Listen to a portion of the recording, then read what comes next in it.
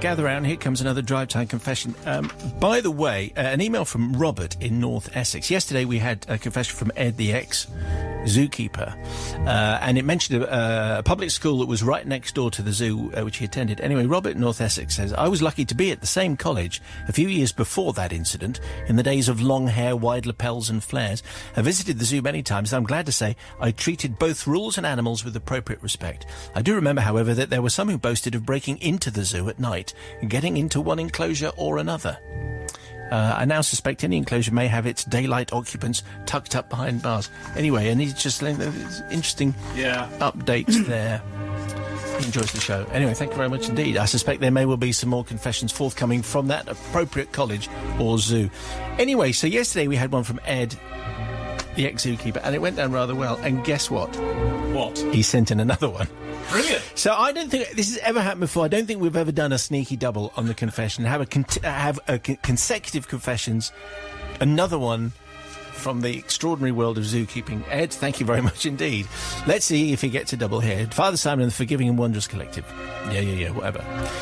There are a couple of facts you need to know about this particular confession. Firstly, the zoo I worked in had an intercom network of strange phone-type handsets, which all the keepers had access to. Secondly, there is a well-known veterinary college nearby. And by the way, I should say at this point, this confession involves animal post-mortems. Okay? It's in that That's kind of a first, isn't it? We haven't had one of them. Yes, it's perfectly fine. No one needs to get particularly worried. It's not particularly... I'm just saying that's the area in which we're operating. Okay. So to speak. So to speak, indeed.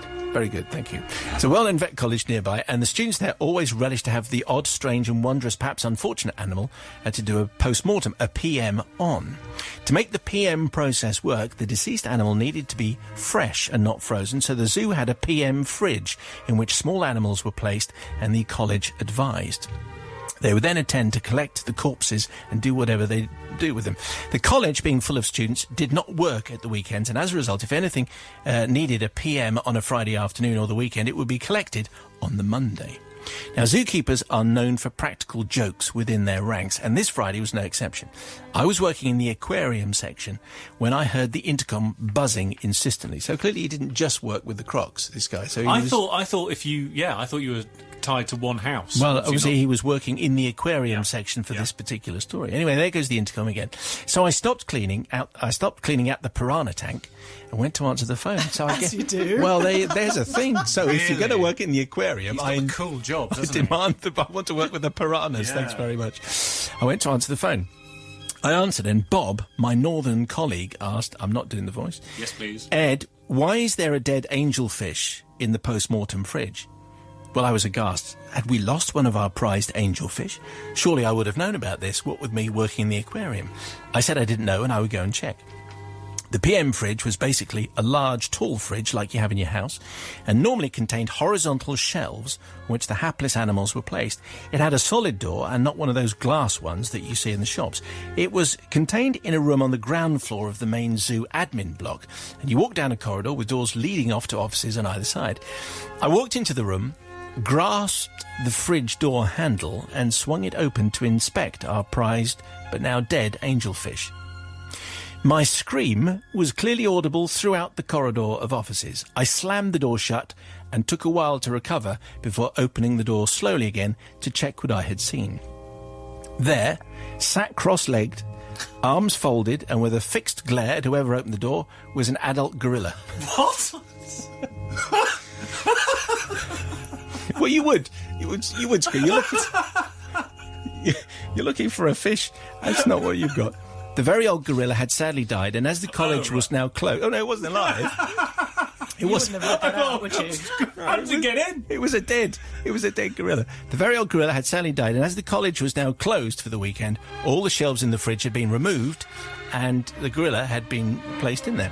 Following my terrifying scream, there was a loud and raucous laughter from one of the nearby offices where my so-called colleagues were making their way through the keepers that day, subjecting each to this terrifying ordeal. So, of course, I joined in.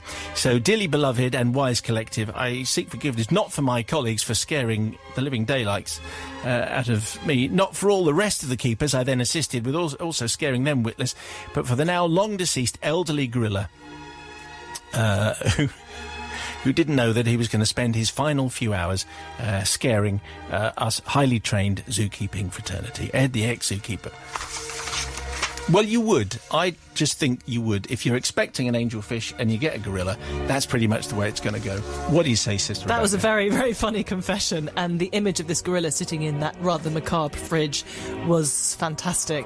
So, no, I think it was a great confession, and the gorilla was obviously dead, so it wouldn't have minded. Clear. No, absolutely. But it wouldn't have minded being, used to scare other zookeepers, given that it was dead. It wouldn't have known it, so I don't think that any harm's done. No, that's true. It died of old age. Yes. Hopefully in its sleep. Yes. So I'm going to forgive. Okay, that's very nice.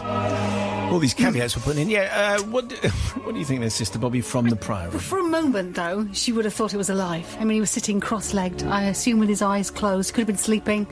So it was a great gag, but I felt just a little bit uncomfortable of just taking the mickey out of the gorilla. It just seems a little bit, I don't know, disrespectful. Yes, it is. Yes. Thank you. Yes. It does seem a little bit disrespectful, Yes. but a great gag nevertheless. So, but I think I'm going to have to forgive. You are going to forgive. Okay, let's see what Brother Matthew makes of this. In that case, I mean, I have no problem with it at all, being in the fridge. And in fact, I'm sure they had a conversation about what kind of position should we put this gorilla in.